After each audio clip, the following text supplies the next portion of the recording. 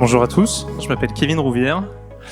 Je suis très content d'être devant vous aujourd'hui.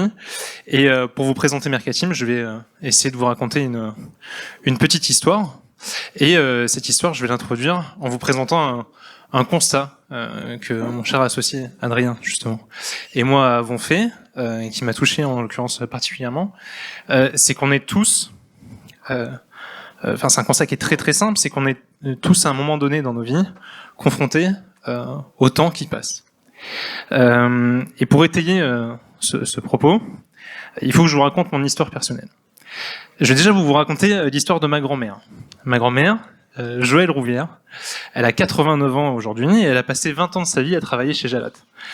Jalat, je pense que certains d'entre vous connaissent cette marque, un fabricant de chaussures de sécurité qui était basé à Saint-Hippolyte-du-Fort. Elle a travaillé dans l'usine d'Alès et elle a passé 20 ans de sa vie à coller des semelles de chaussures.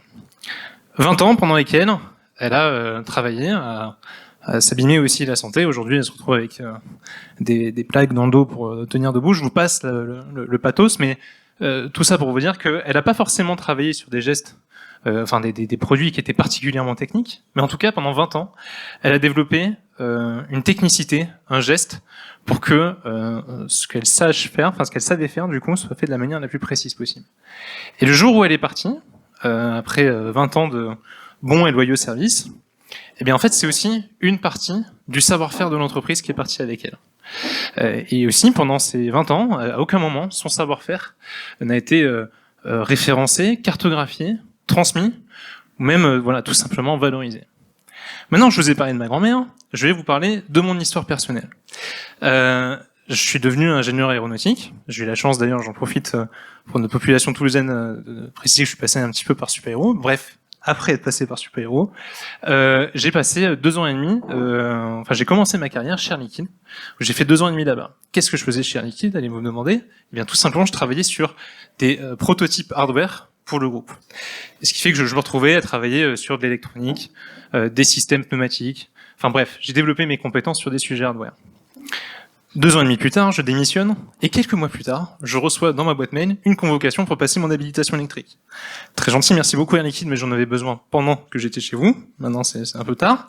Mais là, à ce moment-là, j'ai pris conscience de quelque chose qui était vraiment très violent, c'est que là, encore du coup, pour la gestion du savoir-faire pour ma grand-mère, pour une petite entreprise française, à la rigueur ça passe encore, mais pour une entreprise qui est au CAC 40, qui est qualifiée pour ses actionnaires comme action du bon père de famille, et bien même dans une organisation de cette taille-là, personne ne savait exactement ce que je faisais, personne ne savait ce que je faisais faire, ce que je savais faire, pardon, et en fait tout simplement si personne n'était au courant que j'étais tout simplement parti. Pourquoi je vous raconte du coup tout ça? Tout simplement parce que je pense qu'au final, aujourd'hui, l'arme de destruction massive des organisations, c'est pas le Covid, c'est pas une guerre entre l'Ukraine et la Russie, c'est pas le risque d'un 3e conflit mondial, c'est tout simplement le temps qui passe. Le temps qui passe, tout simplement, il emporte avec lui vos experts. Il fait perdre la mémoire.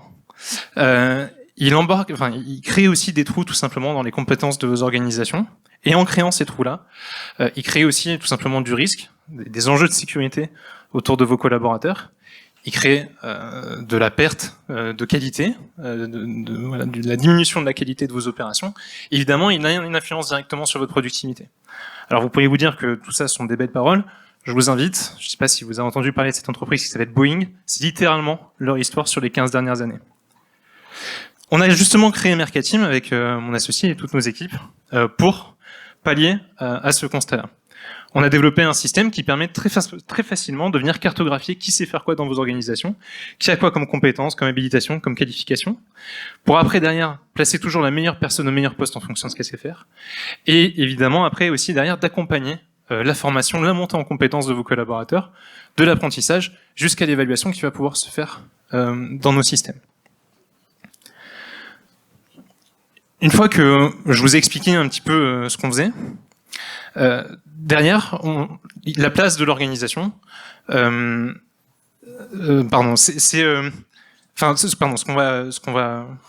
excusez-moi, je suis désolé, un petit peu d'émotion, c'est la première fois que je fais ce pitch-là, j'espère que vous m'en voudrez pas.